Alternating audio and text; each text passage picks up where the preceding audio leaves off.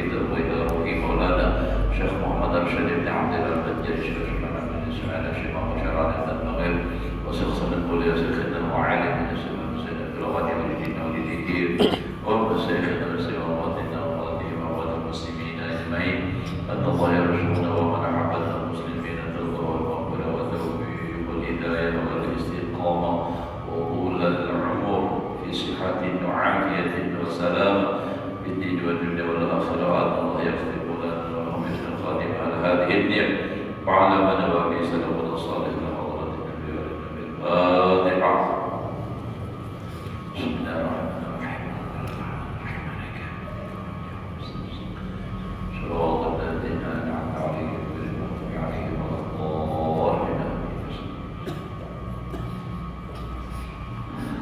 أعوذ بالله من الشيطان الرجيم بسم الله الرحمن الرحيم الحمد لله رب العالمين اللهم صل وسلم على سيدنا محمد وعلى آله وصحبه أجمعين قال المصنف رحمه الله تعالى ونفعنا به وبعلومه في الدارين آمين.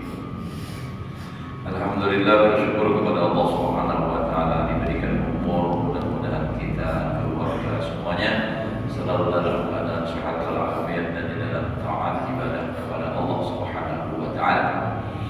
Menyambung pelajaran kita malam ini memulai sambungannya 6 juz ketiga ya. 4 ya, juz keempat. Nah, Bismillahirrahmanirrahim. Aku mulai kitab ini dengan nama Allah yang amat murah di dalam dunia, lagi menasihati akan hambanya yang mukmin di dalam akhirat. Alhamdulillahilladzi anzala al-Qur'anal 'azima hudan lil muttaqin. Segala puji bagi Allah yang menurunkan Quran yang amat besar, yaitu petunjuk bagi orang yang takut akan Allah Ta'ala. Jadi Al-Quran itu petunjuk, tapi kadang pada taat bisa jadi petunjuk. Al-Quran lil muttaqin, bagi orang yang takwa. Menurut pada takwa Al-Quran diulahnya berhutang, diulahnya main-main, dihinakan Pak. Itu. Jadi orang yang mendapatkan petunjuk dari Al-Quran itu orang-orang yang takwa. Wa ja'ala sunnatan nabiyhi sallallahu alaihi wa alihi wasallam tariqatan lil muhtadin. Dan menjadikan Allah Ta'ala hadis Nabi-Nya Muhammad sallallahu alaihi wasallam itu akan jalan bagi orang yang dapat petunjuk. Nah, jadi dengan artinya nampak sunnah Nabi atau hadis Nabi ya, itu menjadi petunjuk jalan. Wa fassara umma bi ihya'i ulumuddin, dan mentafsirkan, menjelaskan akan keduanya Al-Quran dan hadis itu dengan kitab Ihya Ulumuddin bagi Imam Ghazali rahimahullah. Karena kan kita memahami Al-Quran itu ya kadang mengerti bujur lah, kadang paham bujur pahamnya. Hadis begitu pula. Lalu penjelasan itu dijabarkan Al-Quran dan hadis itu di dalam kitab Ihya Ulumuddin yang dikarang oleh Imam Al-Ghazali. Namun walaupun begitu, kitab Ihya tidak semua orang bisa menerimanya. Terutama orang-orang Salafi Wahabi, mereka tidak bisa menerima kitab Imam Al-Ghazali. Di Mekah, kalau ada yang ketahuan menjual kitab Ihya Ulumuddin atau kitab-kitab tasawuf, itu bisa ditutup tokonya oleh pemerintah. Sudah 10 tahun ini adalah ada tempat itu tuh yang masih berkuasa orang Wahabi. Tapi ini kayaknya EPS Muhammad bin Salman, ya teman EPS saya dapatnya yang benar orang kita itu hendak mengembalikan, artinya mengembalikan kepada ya istilahnya kayak situs-situs agama adalah mengarahnya dalam zamannya dahulu itu dipublikakan karena hendak dijadikan nantinya apa wisata religi. Jadi namanya makam Siti Khadijah dan asalnya Bakullah dibutuh oleh Wahabi hendak dibangun itu contohnya. Nah itu karena Wahabi sudah mulai tergisir sudah oleh Salman karena semua orang kada boleh. Nah ini banyak yang kada boleh lalu itu hendak dirubah ulang. Entah apalah cuma ya yang namanya perubahan itu ada juga yang kada bagusnya terlalu lanjut akhirnya apa kayak yang dilihat itu di Jeddah sudah termasuk katanya Pak apa namanya jurang kayak konser-konser ada pulang dari sisi kadang kurang pasnya itu. Nah jadi di dalam Ihya Ulumuddin itu penjelasannya itu luar biasa. Jadi sehingga dikatakan Al-Quran, hadis itu sudah dijabarkan lagi pahaman-pahaman yang ada di situ oleh Imam Ghazali di dalam kitab Ihya Ulumuddin. Nah kita baca subuh Jumat, subuh tadi bagaimana kita membacanya nih sama Pak Budi sama dapat wa dhahara bihi 'anil awsafil madhmumah qulubas salikin.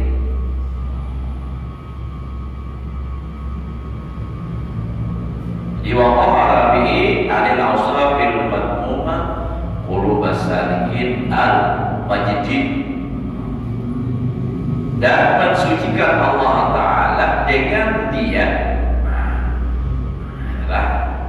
daripada segala sifat yang kecelaan. Kalau kita kan sifat yang tercela bahasa kita namanya adalah bahasa bahari. Akan hati orang yang salih yang sungguh-sungguh menjalani akan yang benar.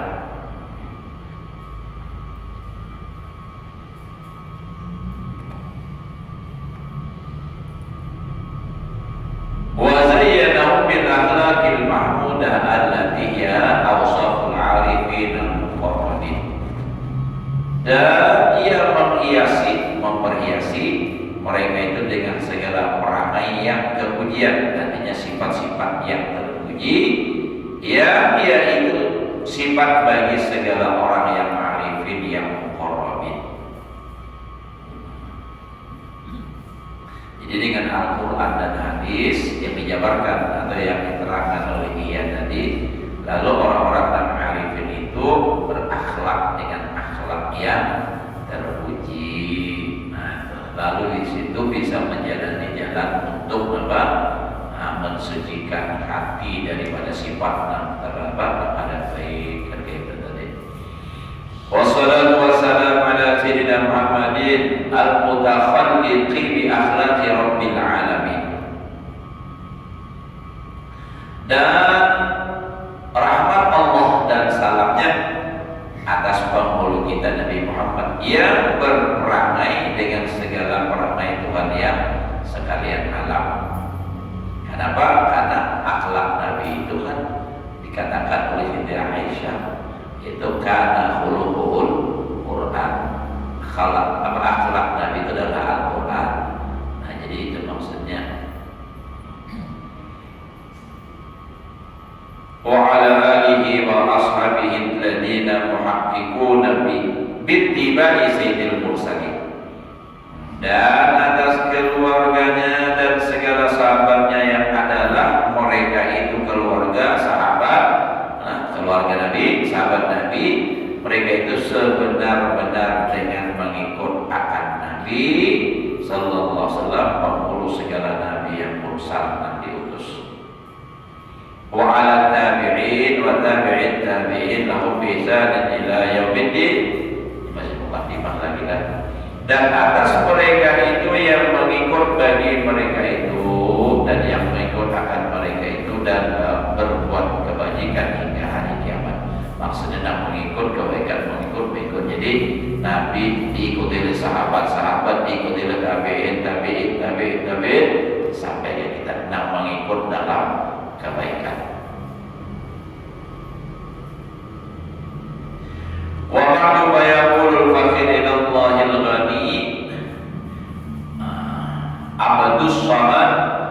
Al-Jawi Al-Palimbani, Tilmidul Qutbi Rabbani, Al-Arif As-Samadani, Sayyidi Syekh Muhammad Saman Al-Madani, nafa'anallahu bihi wal muslimin.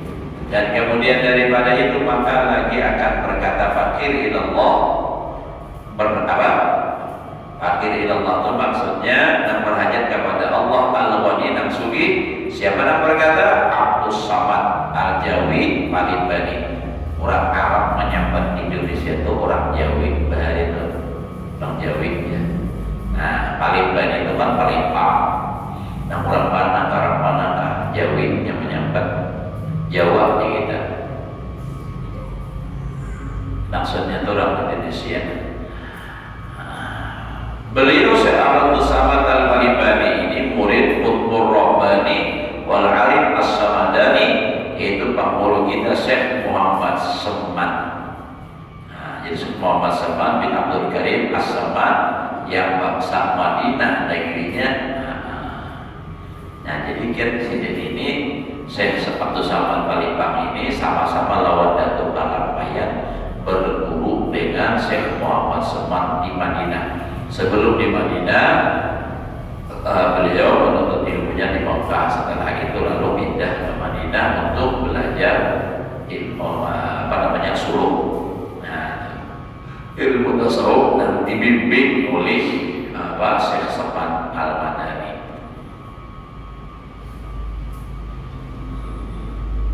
Mudah-mudahan memberi manfaat Allah dengan dia akan kami dan sekalian muslimin. Dan qismul rabi' min kitab Sayyid Sadiqin ila ibadati rabbil alamin wa huwa fi bayan al-hujjiyah wa fi asyru abwabin. Inilah bagian yang keempat daripada kitab yang bernama Sayyid Sadiqin ila ibadati rabbil alamin, dan yaitu pada menyatakan bicara yang melepaskan daripada kejahatan dan segala maksiat yang zahir dan yang batin dan yang di dalamnya 10 bab. Al-babul awwal fit taubati. Jadi bicara masalah membarasihi apa aja tadi? Membarasihi nang batin. Nah, di dalam menyelamatkan ini kan maksiat batin. Nah, di dalamnya ada 10 bab. Bab yang pertama fit taubah. Nah, ini bicara pada masalah namanya adalah dimaksud ini. Bermula bab yang pertama pada menyatakan taubat. Ketahui olehmu hai saudaramu yang berkehendak menjalani jalan ini, jalan taubat ini, bahwa sifat yang kepujian itu seperti yang disebutkan akan dia oleh Imam Al-Ghazali di dalam kitab Arba'in fi Usuluddin, 10 perkara. Ujar Imam Al-Ghazali di dalam kitab Arba'in fi Usuluddin itu disebutkan di situ itu sifat-sifat yang terpuji itu ada 10 ya. Pertama taubat.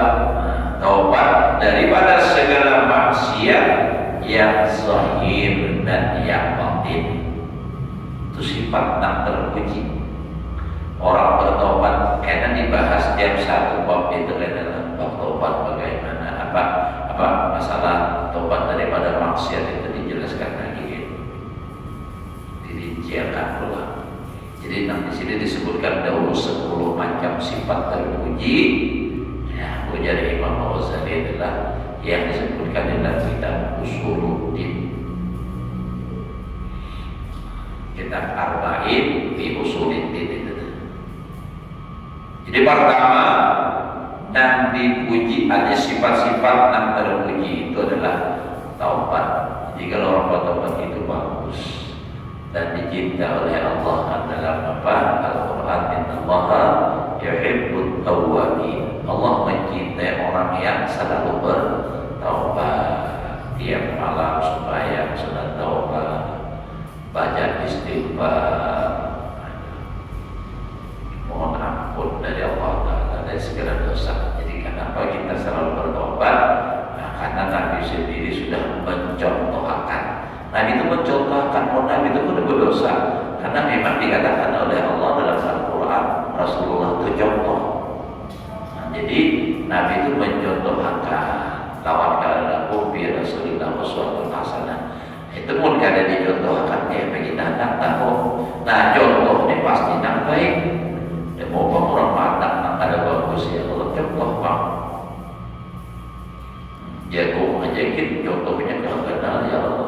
Bila dapat jagungan sekali disinggahi dapatnya taruh apa butul. Nah itu contoh nak kenalnya aja. Ada contoh isinya ada. Nah jadi yang pertama sifat yang terpuji itu adalah taubat. Yang kedua khauf, yakni takut akan Allah Ta'ala seperti yang lagi akan datang di dalam bab yang ketiga insyaallah. Dan ketiga zuhud. Zuhud bahasa lazim kalau orang Melayu adalah jangan juhud, kita tarik terus. Apakah tarik kita terus? Zuhud. Yakni benci akan dunia dan tiada suka ia akan harta. Maksudnya kada mencintai, bukan berarti kada berisi kita. Kada mencintai, cuma awalnya dahulu orang dunia itu memang dilepas supaya jangan sampai dahulu hati ini berisi lawan dunia. Nah, jadi dilepas dahulu, lalu ibadah mereka ini isinya Allah Ta'ala terus hatinya. Nah ibadah terus, akhirnya lalu lawan dunia itu biarpun ada datang, ada lagi ada perasaan cinta karena sudah terdahulu. Nah ibadah di dalam hati ini isinya zikir kepada Allah Ta'ala.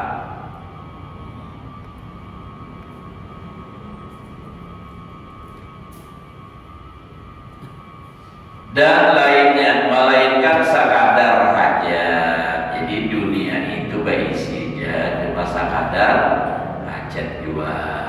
Seperti yang lagi akan datang di dalam bab yang keempat. Itu ada bicaranya. Dan sifat yang terpuji yang keempat adalah sabar daripada segala bala. Sabar daripada segala bala. Ya ada kisah itulah karena kan hadis Nabi begini, idza ahabballahu bi 'abdin ibtalahu, apabila mencintai oleh Allah dengan hambanya maka Allah balakan akan dia itu. Sehingga ada seseorang laki-laki yang bina nyaman aja hidupnya, bina nyaman, jadi boleh nang laki lah boleh nang bini, boleh nang bini disarikinya, dimacam-macaminya. Nah tujuannya apa? Itu Pak, supaya hatinya laki ini dikasih oleh Allah. Kenapa? Supaya laki sabar dan diuji dengan bini nang panyarika. Padahal nang bini tadi mau uji juga. Nah itu nang kayak kisah Syekh Bajal Haban itu kayak kisahnya mau uji. Jadi supaya laki tadi sabar. Nah lalu dapat pahala sabar. Nah diuji dapat pahala. Ada juga riwayat itu di dalam kitab Jauharatul Lu'lu'iyah. Ada kaitan itu belum lagi sampai dibacakan, belum sudah memulai. Ada seseorang yang laki-laki yang bininya ditolaknya, kenapa ada bisa sendiri? Ini ada berarti kurang pada disayangi oleh Allah Ta'ala ini. Kada ada dapat ujian apa-apa. Nah itu ditolaknya, ada kisahnya tuh. Artinya punya ada juga ujian dari Allah Ta'ala, itu tandanya Allah Ta'ala itu masih sayang. Capai-capai ujiannya kita nih. Maka membicara sabar itu nyaman benar matir. Nah orang sahabatnya wujud itu lah. Sabar daripada segala bala dan daripada segala kesusahan, seperti yang lagi akan datang dalam bab yang kedua. Ini yang kedua bicara sabar adalah, makanya tadi kan langsung ketiga keempat ya. Nah jadi ini yang kedua babnya banyak. di sini menyebutkan bab-babnya aja dulu lah, penjabarannya, perinciannya atau penjelasannya. Nah, kelima, sifat-sifat yang dipuji atau terpuji, mulia itu adalah syukur. Syukur bagi Allah Ta'ala atas nikmatnya seperti yang lagi akan datang di dalam bab yang kedua pula. Nah, buktilah masalah sabar dan syukur itu banyak jadi satu, karena memang dari hadis Nabi juga demikian. Ujar Nabi, al-imanu nisfani, iman itu isinya dua macam, dua bahagi. Nisbun bisabri wa nisbun bisyukri. Satu sebagian, separuh adanya iman itu di dalam sabar, separuhnya ada di dalam syukur. Karena kita hidup ini dua macam. Nah, kita hadapi, kita jalani dalam hidup di dua. Apa? Bala lawan nikmat. Bila dapat bala, dapat ujian, sabar, iman. Iman. Bila dapat nikmat, bersyukur, nah itu dapat berarti sempurna iman.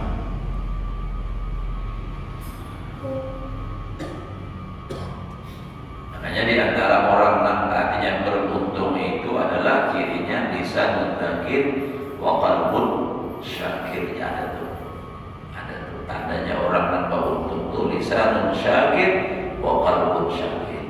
Nalika lisanun dzakir wa qalbun syakir. Jadi lisannya berzikir, hatinya bersyukur. Semalam itu waktu di antara maut itu dijelaskan oleh Habib Muhammad Ali terus. Jadi dulu memaham lisan dan dzikir, artinya orang yang selalu berzikir bujur Jepang itu juga qalbun syakir dan hatinya bersyukur, sekalinya langsung dijadikan satu oleh beliau. Jadi satu itu maksudnya begini. Kalau kita misalnya adalah, misalnya dapat nikmat, mulut kita alhamdulillah, hati kita langsung, hati kita langsung ingat ini Allah memberi. Jadi mulut kita berzikir, kan itu Allah, alhamdulillah, hati kita ingat. Atau kita berbuat apakah? Misalnya kayak kita sembahyang Allahu Akbar, itu kan Allahu Akbar, itu lisan dan dzikir. Hatinya syukur kepada Allah, alhamdulillah kawan ojek Allahu Akbar. Coba ini alhamdulillah. Jadi mulut berzikir, hati ingat ini nikmat, minnatun minallah. Itu lisanun syakir wa qalbun. Lisanun dzakir wa qalbun syakir. Itu. Jadi terus mulut berkata, hatinya apa? Jadi mulutnya berzikir, hatinya ingat bahwa itu adalah nikmat dari Allah, langsung ya. Nah, jadi kalau sembahyang jadi ada lupa lagi itu Allah Ta'ala punya kawan menerapkan itu. Jadi mulutnya Bismillahirrahmanirrahim, Alhamdulillahirabbil alamin, Ar-Rahmanir-Rahim. Mulutnya berzikir, baca Quran, hatinya ingat ini Allah beri nikmat, kawan membaca ini. Terus saja syukur. Karena ikhlas, sifat yang terpuji lagi, ikhlas itu berbuat ibadah semata-mata karena Allah Ta'ala. Kalau orang ikhlas itu benar ya, dan tiada karena yang lainnya, seperti yang lagi akan datang di dalam bab yang ketujuh. Maju benar ketujuh penandatannya. Dan yang ketujuh pulang diberi daripada 10 tadi lah.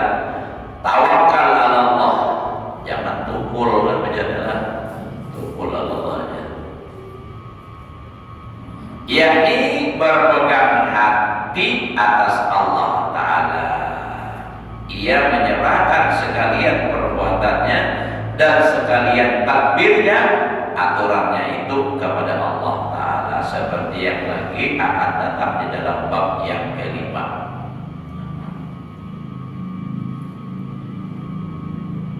Dan yang kedelapan mahabbatullah, yakni kasih akan Allah Ta'ala, dan lazim daripada kasih itu akan segala malaikatnya dan segala anbiya'nya dan segala muslimin, seperti yang lagi akan datang dalam bab yang ke-6. Dan yang ke-9 ridho akan segala qada dan qadarnya, yakni ridho akan segala perbuatan Allah Ta'ala, seperti yang lagi akan datang di dalam bab yang ke-6, yang ke-6 pula. Ya kan berkaitan bablah ridho lawan, nah itu tadi qada dan qadar tadi kan. Dan ke-10 zikrul maut. Nah, jadi nampak pihak zikir maut, ingat lawan mati. Pihak mati itu manusia ingat pihaknya mati. Nah, jadi yang terakhir itu adalah zikrul maut, yakni mengingatkan mati pada tiap-tiap waktu dan tiap-tiap masa, seperti yang lagi akan datang di dalam bab yang ke-10. Demikianlah disebutkan oleh Imam Al-Ghazali rahimahullah ta'ala dalam kitab Arba'in fi Usuluddin, tetapi menyebutkan ia dalam kitab Al-Ihya akan sifat yang kemudian itu lebih daripada 10. Nah, di dalam Ihya lebih daripada 10 pula, seperti yang lagi akan datang sebutnya dalam tiap-tiap bab insyaallah ta'ala. Bermula taubat itu yaitu permulaan jalan bagi orang yang saleh, yang menyampaikan kepada berbuat ibadah yang sempurna, yang menyampaikan kepada ma'rifatullah. Jadi orang yang hendak menuju ma'rifat kepada Allah, langkah pertama adalah taubat. Jadi orang yang hendak ma'rifat kepada Allah itu harus berjalan, yang adanya suluk. Nah, langkah pertama itu adalah taubat.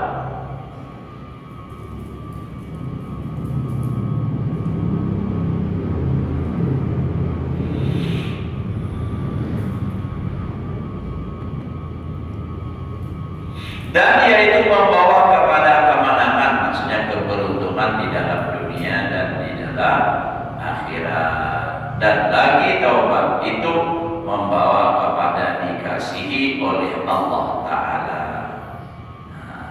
Seperti firman Allah Ta'ala, innallaha yuhibbut tawwabin wa yuhibbul mutatahhirin. Artinya bahwasanya Allah Ta'ala itu kasih ia akan orang yang banyak taubat daripada segala dosanya, dan kasih ia akan orang yang suci daripada segala dosanya, dan daripada segala najis dan daripada hadas.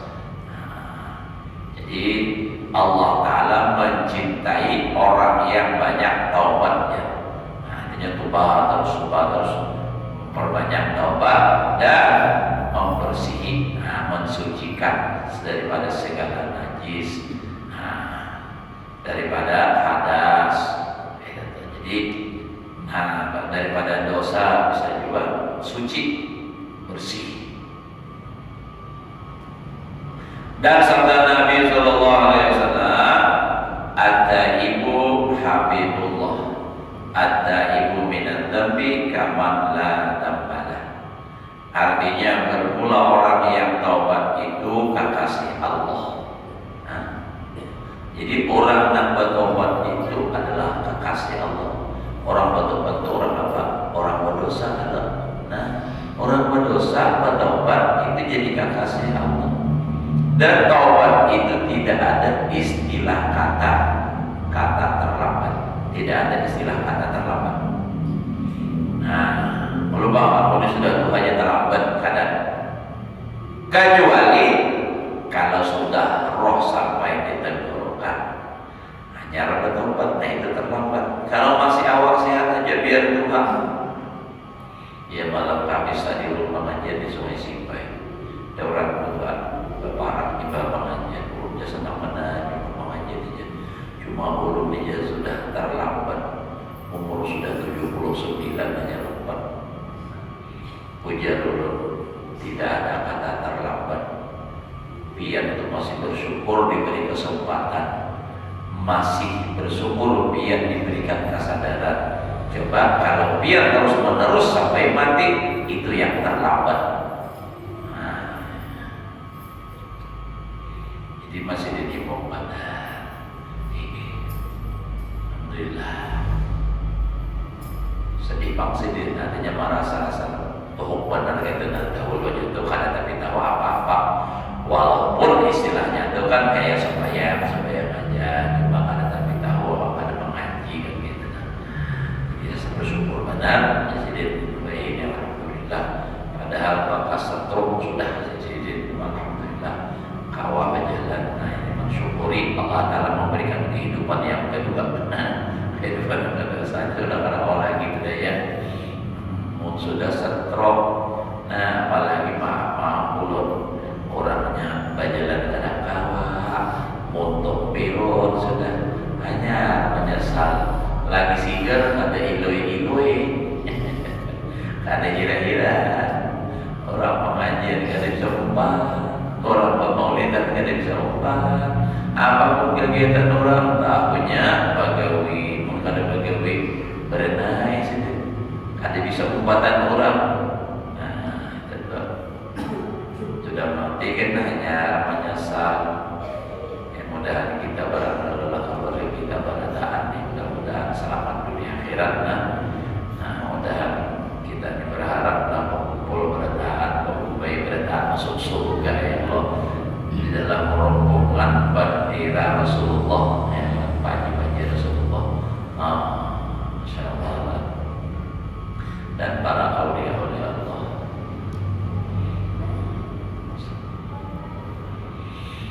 Nah, jadi orang yang bertobat itu adalah kekasih Allah. Bermula orang yang taubat daripada dosanya itu seperti orang yang tiada berdosa. Nah, kayak kita tuh menulis di komputer, nah terus. Lalu tak salah ada, nah tak salah tadi, lalu dihapus, istilah dalam komputer delete kan ya Pak. Nah hilang, ada lagi. Nah kalau orang nak melihat tadi kan sudah sempurna, oh ada kesalahan lalu ya, padahal berapa kali memperbaiki. Ya kayak ibadat kita hidup nih. Padahal begitu dilihat oleh malaikat waktu dihisab, oh ini bersih, padahal kan ada kesalahan, padahal banyak. Gimana Pak? Dihapus terus. Nah menghapusnya bertobat.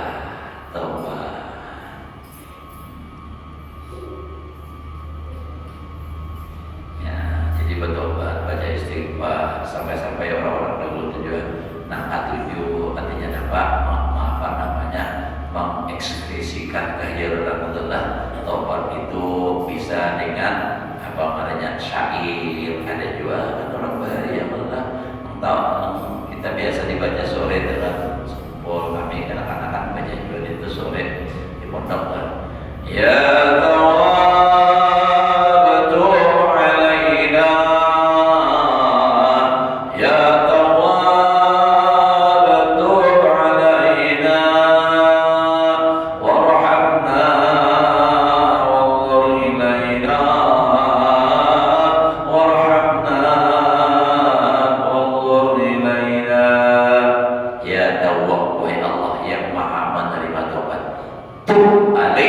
terima taubat atas kami, warhamna kasihani kami, waqtur ilaina pandang kepada kami dengan pandangan kasih sayang, warhamna waqtur ilaina.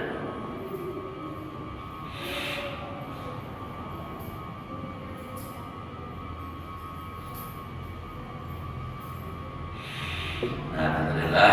Dan lagi kata Imam Al-Ghazali rahimahullah ta'ala, i'lam anna taubata ibaratun an ma'nan muntasimin wa yartaimu min thalathati umurin murattabatin ilmin wa adin wa fi'lin. Artinya ketahui olehmu bahwasanya taubat itu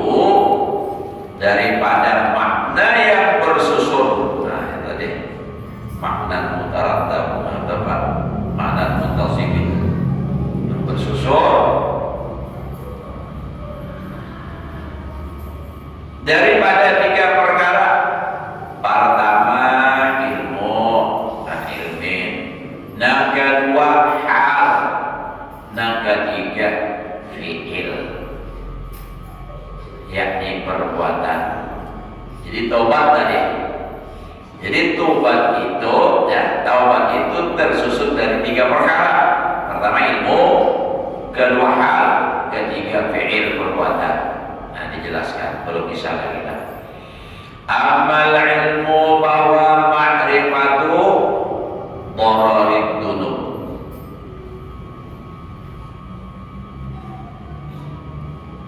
Jadi amal ilmu bahwa ma'rifatu dhararid dunubi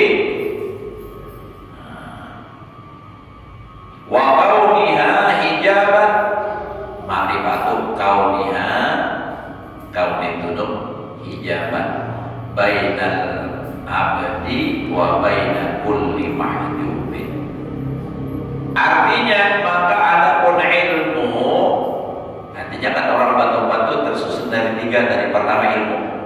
Nah ilmu itu kayak apa? Maksudnya orang hendak batu-batu harus berilmu, yaitu mengenal akan mudarat segala dosa, mengetahui dia juga tahu bahayanya dosa itu, tahu, lalu dia mau bertobat. Dan keadaan dosa itu mendinding ia antara hamba Allah dan antara tiap-tiap kekasihnya, yaitu Allah. Jadi dosa itu mendinding dirinya, hatinya daripada Allah, yang dicintai Tuhan Allah. Nah, itu. Jadi bila dia berdosa, itu dia tahu, wah ini kalau gue dosa, ini bahaya, mudarat. Apa? Mendidik dengan orang yang dicintai. Fa idza wajada hadhil ma'rifata shara minha halun fil qalbi wa huwa ta'allum bi khawfi fawatil mahbub wa huwa an-nadamu bistilaihi mawarid at-taubat wa ta'ala imam Allah. Artinya maka apabila diperoleh makrifat atau mengenalnya di sini tadi, niscaya jadi daripadanya itu hal. Setelah dia tahu bahwa dosa itu mudarat, lalu timbul ada hal. Nah, hal di dalam hati, dan ia itu sakit di dalam hati dengan takut luput kekasihnya itu, dan ia itu menyesal akan yang demikian itu. Jadi ia taubat daripada dosa itu. Nah, dia taubat. Nah, jadi katanya tahu. Nah, jadi misalnya di sini kan adalah, jadi kan tadi sebab orang bertobat itu kan orang bertobat tiga, dari ilmu dulu. Jadi ilmunya apa? Tahu dosa itu berbahaya. Bahayanya apa? Mendidik dengan orang yang dicintainya. Nah, karena dia tahu Jakarta didik dengan orang yang dicintainya, lalu timbul ada rasa takut, takutan kalau kadang kawa berdapat lawan orang yang dicintai. Lalu kaitan apa? Menyesal menggawi dosa tadi. Takutan kalau kadang kawa berdapat lawan yang dicintai. Nah, itu. Jadi itu timbul hal tadi. Makanya tadi ilmu, hal dan fi'il. Jangan tahunya udah pernah. Nah, ada timbul hal, sudah tahu, hanya timbul penyesalan.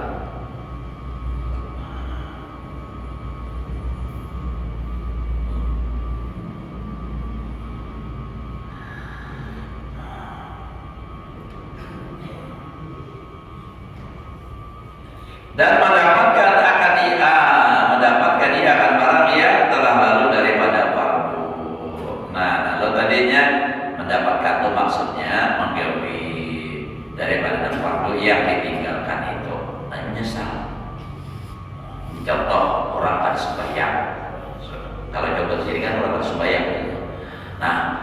Contoh orang yang kada sembahyang lalu apa? Bertobat. Kenapa jadi bertobat? Pertama, tadi ilmu. Ia tahu, setelah ia tahu bahwasanya apabila ada sembahyang kaitannya apa? Terdidik daripada Allah. Atau misalnya kita orang awam dahulu, kenapa jadi bertobat? Ini ada sembahyang, bertobat ke sembahyang itu apa? Tahu Pak, karena tahu bahwa bila ada sembahyang masuk neraka. Jadi pertama dulu tahu mudaratnya orang ada sembahyang itu nampak masuk neraka, lalu timbul hal menyesal. Nah, karena timbul hal menyesal meninggalkan sembahyang, lalu pada darah mau mendapati ini akan sembahyang. Artinya apa? Digawi. Nah, lalu digawinya atau telah lalu dikabotnya. Mendapatkan dia akan barang yang telah lalu daripada fardu yang ditinggalkan itu. Dan meninggalkan ia akan segala maksiat yang menjadi dengan dia dosa pada ketika itu. Nah, dosa pula kalau misalnya maksiat, misalnya menjauhi apa? Maksiat apa misalnya? Mabuk misalnya, minuman terlarang. Nah, setelah dia tahu mudaratnya bahwa minum arak itu haram dan berakibat masuk neraka, lalu ia menyesal. Timbul hal ketakutan, lalu menyesal. Nah, menyesalnya lalu kayaknya meninggalkan lawan maksiat itu. Pikir ada ulang jadi beri gitu. Nanti dia macam itu. Dan kita yang nanti mulia Allah di hati akan meninggalkan berbuat dosa yang lagi akan datang. Kalau nanti tinggalkan, timbulnya karena hendak menggawi terus. Kalau nak maksiat, lalu timbulnya apa? Kada wajib lagi menggawi meninggalkan itu orang bertambah. Nah, jadi apa yang lagi akan datang itu selama-lamanya. Dan apabila hasil yang tiga perkara itu, yakni ilmu dan hal dan fi'il, itu hasillah hakikat taubat yang sebenarnya seperti yang disebutkan oleh Imam Al-Ghazali akan hakikat taubat itu dengan katanya apa? Taubat itu sadar sudah bisa sudah sampai bisa sudah. Nah, jadi gitu. Jadi penyebabnya orang taubat bisa juga dikatakan inilah. Jadi sebab orang taubat itu pertama ia tahu bahwa dosa itu apa? Mudarat. Sebenarnya kita tahu sudah dosa mudarat, memang waktu menggawe kada sadar. Nah, jadi timbul marifat sadar bahwa menggawe dosa. Nah, ia menggawe dosa lalu timbul hal. Apa halnya? Ini karena tahu tadi mudarat, tahu tak? Lalu timbul hal khauf tadi takutan. Nah, dari khauf itulah takutan itu lalu karena ada penyesalan kenapa aku bakal menggawe ini.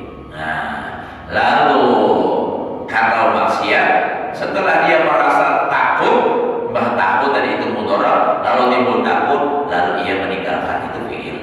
Kalau misalnya orang ada sembahyang, ada berzakat, setelah mendengar pengajian, bahayanya orang akan sembahyang, bahayanya orang akan ada berzakat, timbul begini nampak rasa takut. Nah, setelah tahu tadi timbul takut, nah ibarat takut tadi, lalu ia nampak, nah tadinya akan sembahyang, menggawe sembahyang. Nah tadinya kada berzakat, timbul fi'ilnya. Jadi orang bertobat itu tiga macam itu. Jadi pertama tadi mengetahui mudaratnya, nah, lalu timbul ada halnya, nah, timbul penyesalan, lalu kaitan meninggalkan dosa dan dikerjakan tidak tadi selama-lamanya. Jadi bertobat terkut demi firman wallahu a'lam bishawab. Serta ada 8 pas 30 kurang lebihnya. Mudah-mudahan Allah memberikan kita ilmu yang berkah dan manfaat dapat mengamalkan dalam kehidupan sehari-hari. Mudah-mudahan amal ibadah kita diterima oleh Allah, dosa dan kesalahan yang